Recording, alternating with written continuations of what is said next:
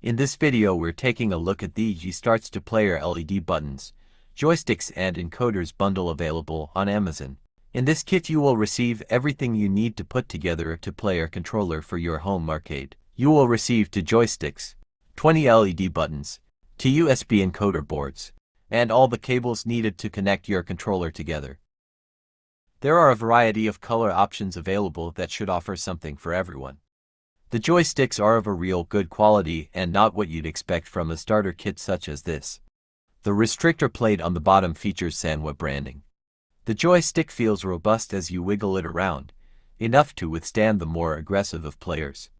There are no micro switches here to be soldered or cable harness to attach. You just need to insert the 1.5 header cable and you are done. The LED buttons differ massively in comparison to more traditional arcade buttons in that there are no deep plungers or heavy springs working against your button mashing speed and abilities. Again, there are no micro switches to be soldered or harnessed to attach, just insert a 3-pin header cable and you're good to go. A nice feature on these buttons is that the caps are removable by pushing in the 2 side tabs, enabling you to insert customized labels onto the plunger to complete your look if you wish to. We'll show you an example of this on our finished controller at the end of this video. On the USB encoder board down the left-hand side we have space for a total of 12 buttons. The included joystick inserts into the 5-pin header at the bottom. On the right-hand side there are 2-pin joystick headers should you wish to upgrade your joystick in the future but still use this encoder board. Now let's take a look at how easy it is to put together your new arcade controller. First you'll need to remove the top from the joystick by unscrewing it.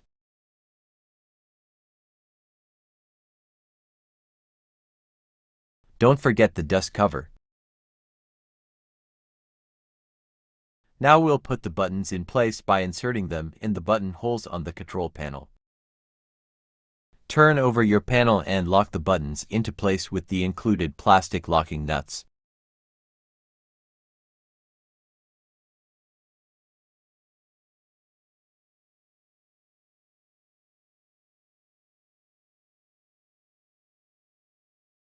Next, line up your joystick and screw into place with suitable panel mounting screws.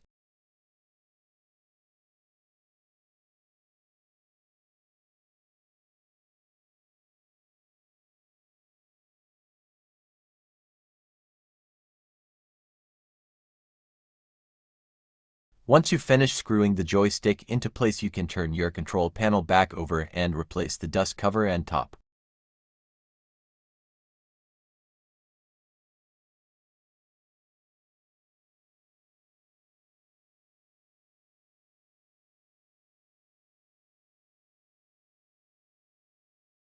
Wiring up the buttons and the joystick to the USB encoder is extremely simple. For each of the buttons you will need to connect one of the provided 3-pin cables. Line the cable header up correctly with the button's header and it will push straight into place.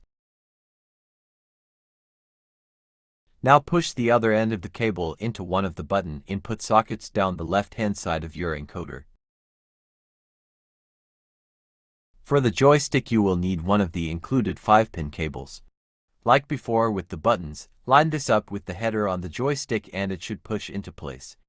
Locate the 5-pin socket at the bottom of the encoder and push the other end of the cable into place. Once you've installed all of your buttons and both joysticks, the only thing left to do is to plug the included USB cable into the encoder and then into an available USB port on your arcade machine. Here is the completed setup on our main arcade control panel. You can see we have inserted custom labels into each of the buttons as was mentioned earlier on in the video. Now you can configure your controller in your favorite emulator and enjoy some retro arcade gaming. Thanks for watching.